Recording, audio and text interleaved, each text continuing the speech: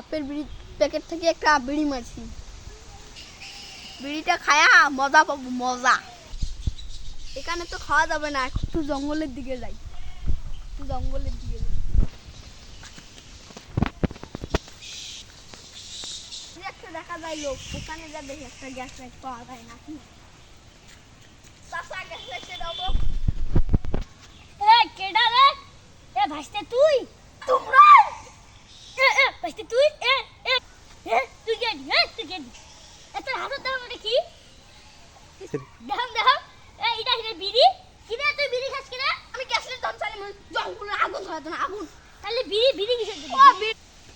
বিড়িটা হাঁটার মধ্যে পাইলাম তো, তাই জন্য তোমাকে দিতে আসলাম।